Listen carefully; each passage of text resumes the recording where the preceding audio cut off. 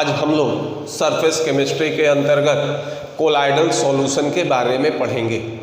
आज हम लोग ये देखेंगे कि कोलाइडल सॉल्यूशन क्या होते हैं या फिर इस तरह के सॉल्यूशन का जनरेशन या उत्पत्ति किस तरह से हुआ।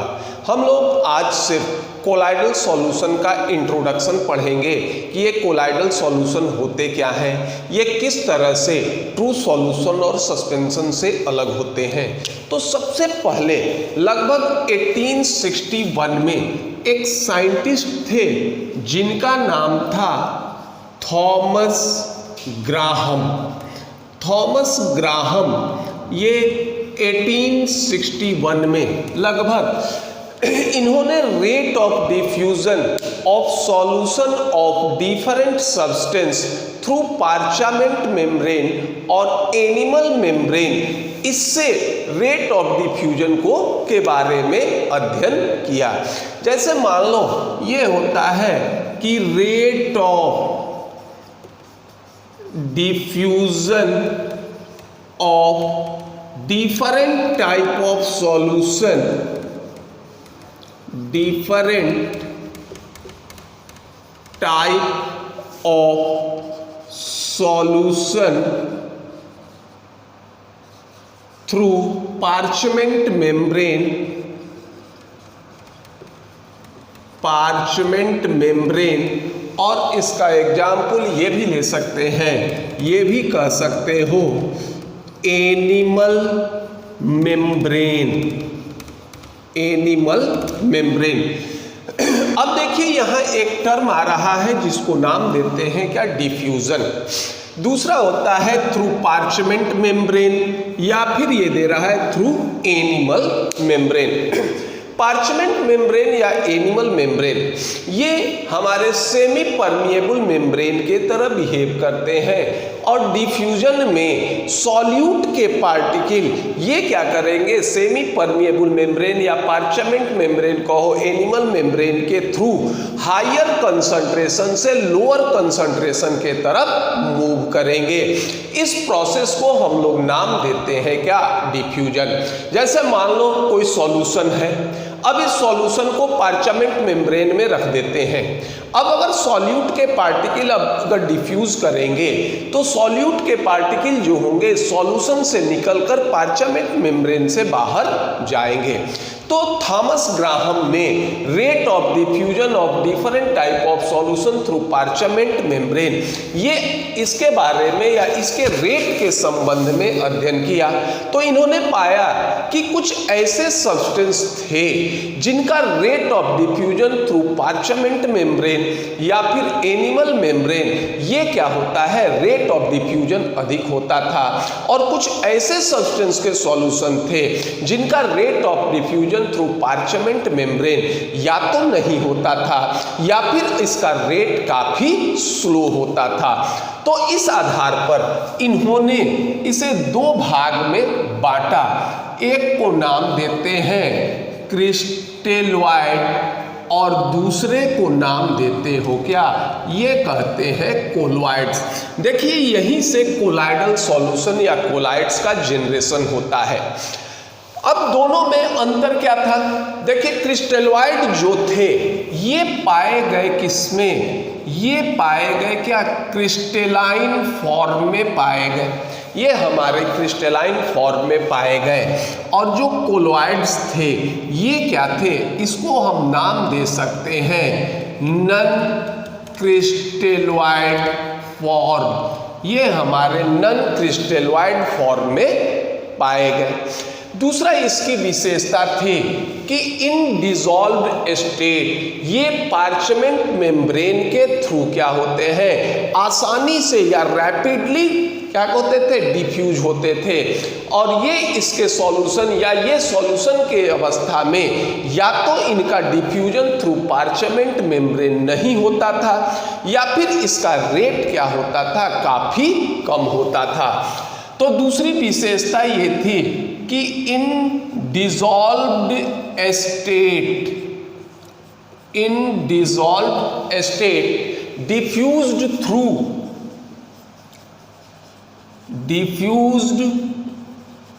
थ्रू पार्चमेंट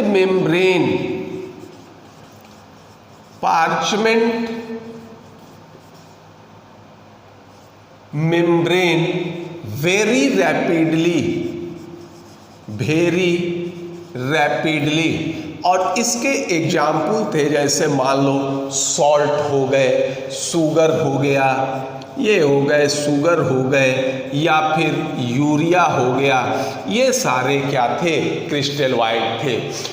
और इसमें ये था कि ये कह सकते हो कि in dissolved state diffuse through parchment membrane, या ये कहो सीधा कहो डिफ्यूज, या it does not diffused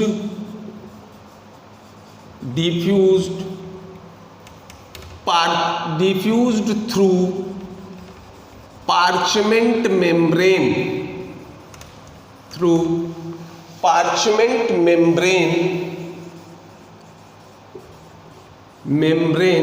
or rate of diffusion is very slow, या तो ये डिफ्यूज नहीं करते थे या फिर रेट ऑफ डिफ्यूजन क्या था, काफी स्लो था। और इसका एग्जाम्पल हो जाएगा जैसे मान लो गम, ग्लू, जिलेटिन, स्टार्च, ये हो जाएंगे, क्या हो जाएंगे, ये हमारे कोलाइड होंगे। अब देखो ये इसमें डिफ्यूजन में जो अंतर आ रहा था, इसका कारण क्या था, तो जो भी पार्चमेंट मेम्ब्रेन होंगे इसमें क्या होंगे, कुछ न कुछ पोर्स होंगे, और इस पोर्स का कुछ क्या होता है, डायमीटर होता है। अगर मान लो क्रिस्टलोइड इस पार्चमेंट मेम्ब्रेन के थ्रू क्या हो जाते थे, डिफ्यूज हो जाते थे, और कोलाइड इस पार्चमेंट मेम्ब्रेन के थ्रू डिफ्यूज नहीं होते थे, तो इससे एक साफ अंतर ये होता है कि क्रिस्टलोइड के पार्टिकल जो होंगे इनका साइज छोटा होगा, और कोलाइड्स के पार्टिकल क्या होंगे, इसका साइज बड़ा होगा। इसलिए क्रिस्टलोइड का डिफ्यूजन पार्चमेंट मेम्ब्रेन के थ्रू आसानी से हो जाता था, जबकि कोलाइड्स का डिफ्यूजन पार्चमेंट मेम्ब्रेन के थ्रू आसानी से नहीं होता था, या तो नहीं होता था या फिर अगर होता भी था तो काफी कम होता था। लेकिन थॉमस ग्राहम के द्वारा ये जो क्लासिफिकेशन किया गया, ये क्लासिफिकेशन बहुत अधिक समय तक नहीं चला, और या ये कह सकते हैं कि इसमें हम क्रिस्टलोइड और कोलाइड दोनों का डिफरेंशिएशन नहीं कर सकते, दोनों को अलग अलग नहीं कर सकते। अगर मान लो हम कंडीशन में परिवर्तन कर देते हैं तो एक ही सॉल्यूशन ये क्या होगा, एक समय क्रिस्टलोइड के तरह कार्य करेगा और दूसरे समय ये कोलाइड के तरह कार्य करेगा।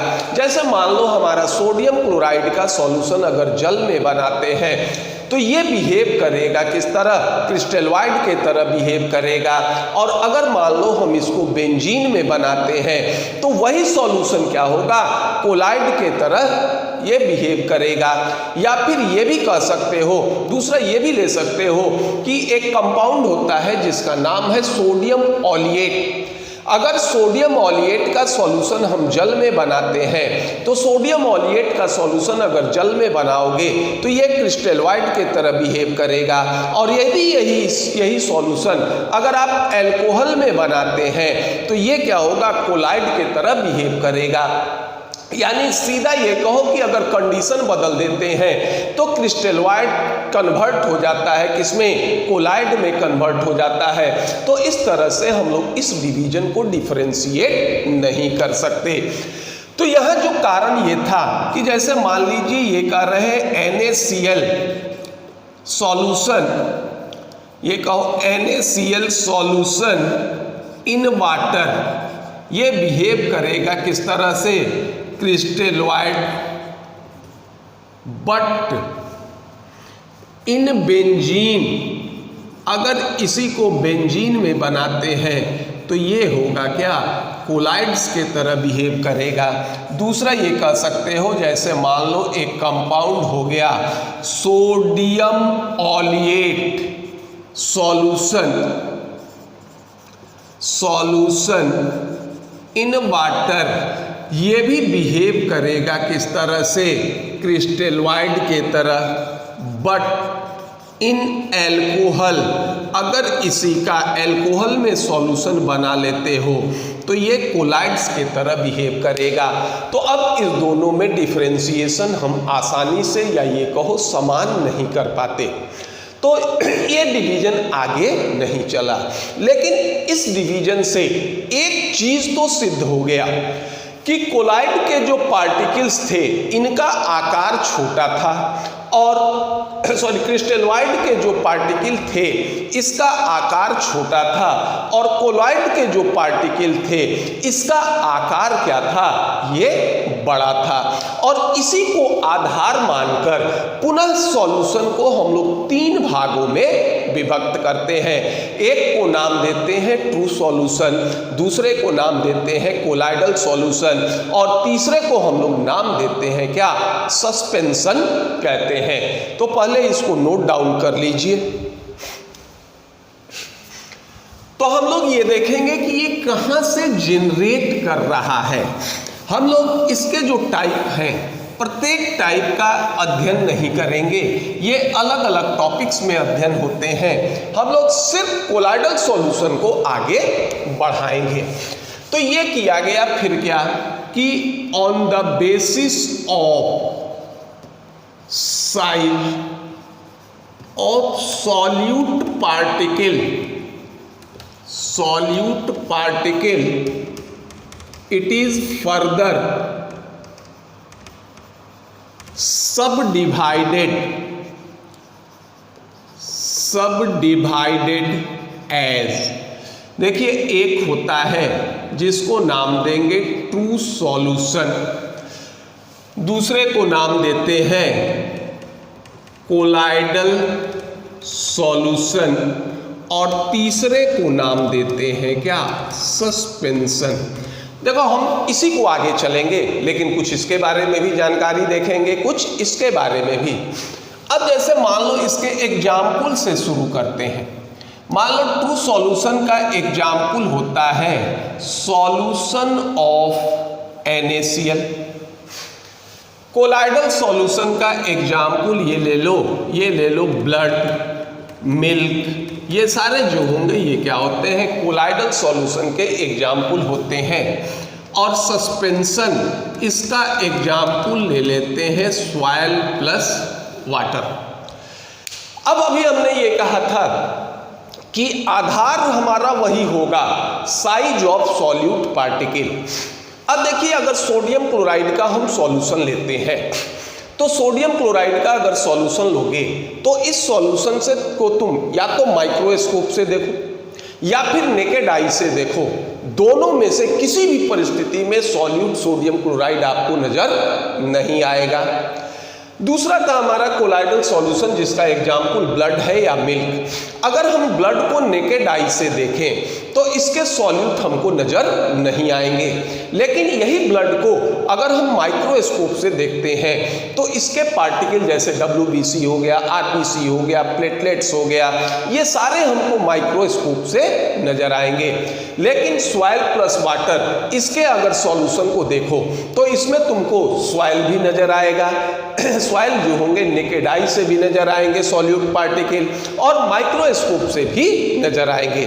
तो अब देखिए इसमें अंतर क्या हुआ, इसके जो पार्टिकल थे ये ना तो नेकेड आई से नजर आ रहे थे और ना ही माइक्रोस्कोप से नजर आ रहे थे। इस कोलाइडल सॉल्यूशन के जो पार्टिकल थे ये नेकेड आई से नजर नहीं आ रहे थे, माइक्रोस्कोप से नजर आ रहे थे, लेकिन इसके जो सॉल्यूट पार्टिकल थे ये नेकेड आई से भी नजर आ रहे थे और माइक्रोस्कोप से भी नजर आ रहे थे। इसका सीधा मतलब हो गया कि इसके पार्टिकल का साइज क्या होगा, सबसे छोटा उससे बड़ा क्या होगा कोलाइडल सॉल्यूशन का, और सबसे बड़ा साइज किसका हो जाएगा, ये क्या हो जाएगा, सस्पेंशन का हो जाएगा।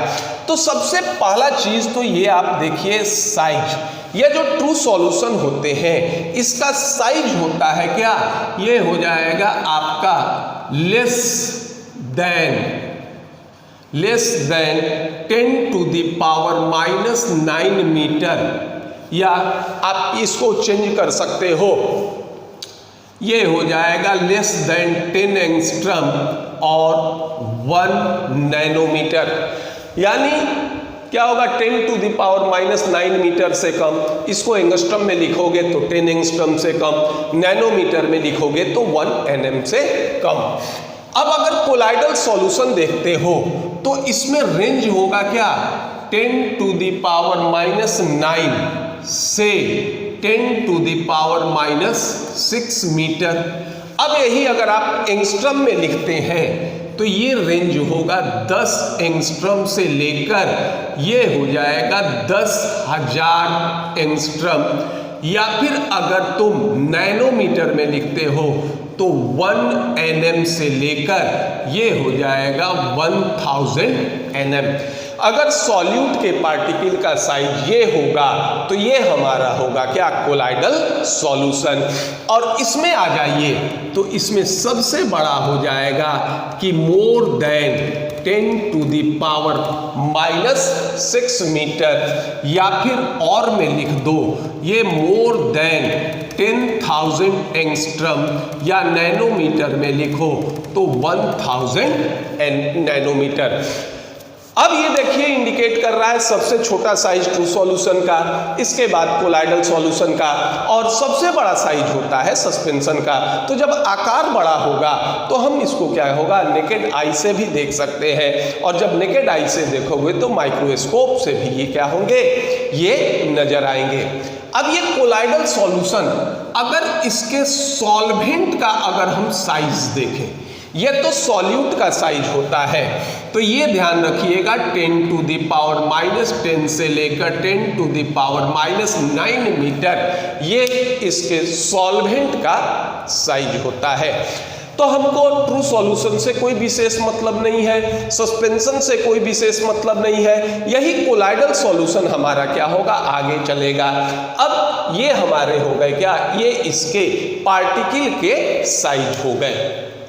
दूसरा ये होता है कि इसके नेचर में देखो, जो ट्रू सॉल्यूशन होता है ये हमारा क्या होता है, होमोजीनियस होता है।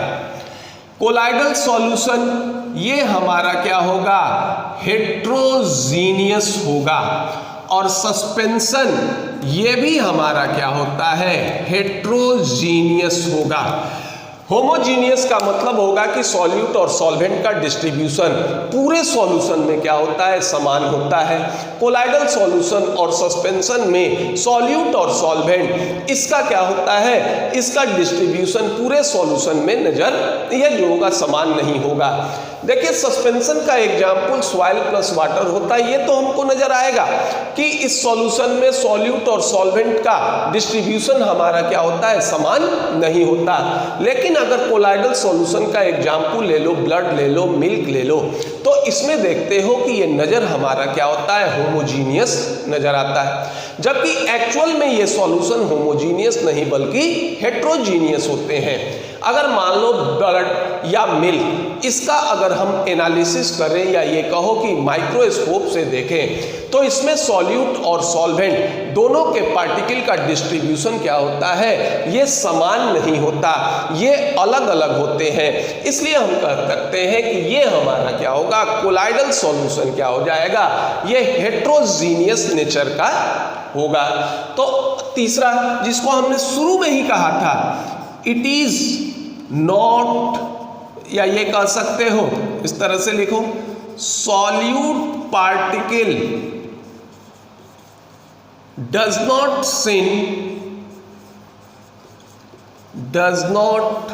सिन by naked I,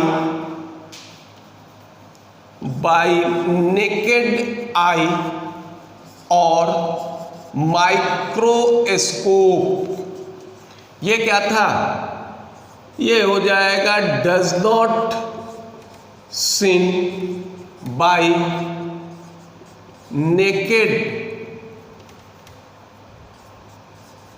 naked eye but seen by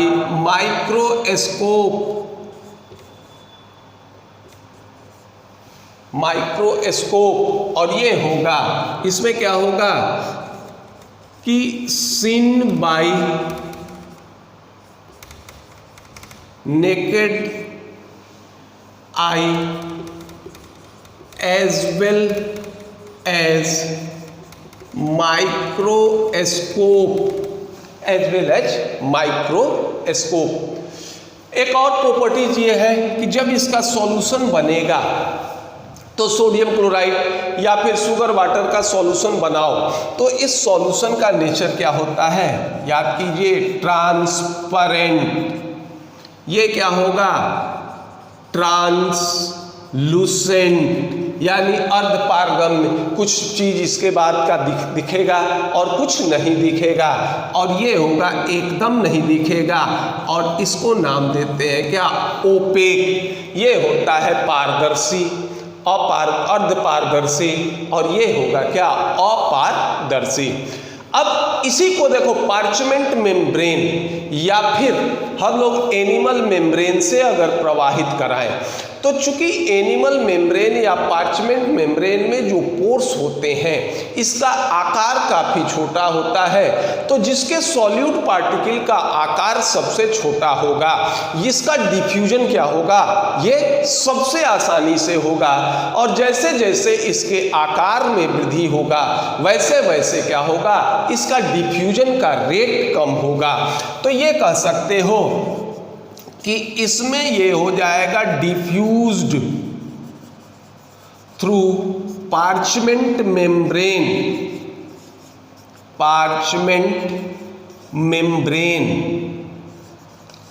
very quickly, और इसमें क्या हो जाएगा, ये क्या हो जाएगा, डिफ्यूज्ड थ्रू पार्चमेंट मेम्ब्रेन,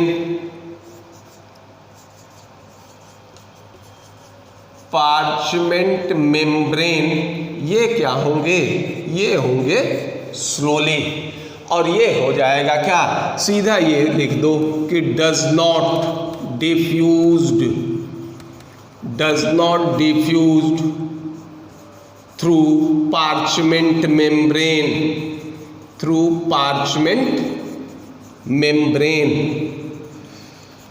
ये होंगे, ये मेन।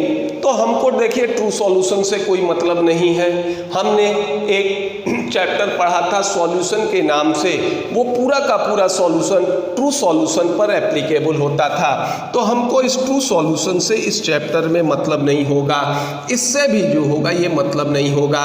ये जो कोलाइडल सॉल्यूशन है ये क्या करेंगे, ये कंटिन्यू करेंगे आगे, सिर्फ कोलाइडल सॉल्यूशन के बारे में ही हम लोग आगे बढ़ेंगे।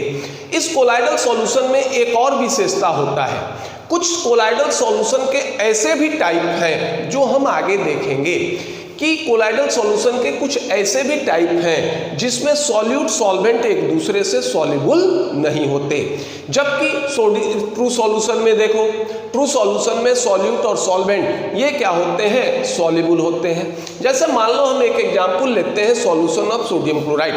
सॉल्यूशन ऑफ सोडियम क्लोराइड में H2O हमारा सॉल्वेंट होगा, सोडियम क्लोराइड हमारा सॉल्यूट होगा। अब इस सॉल्यूशन को हम गर्म करते हैं, गर्म करोगे वाटर मॉलिक्यूल वेपर के रूप में बाहर निकल जाएंगे, फिर हमारा बचेगा क्या, सोडियम क्लोराइड बचेगा। अब इस पुनः सोडियम क्लोराइड में अगर हम जल मिला दें तो फिर हमारा सोडियम क्लोराइड का सॉल्यूशन क्या होगा, ये तैयार हो जाएगा।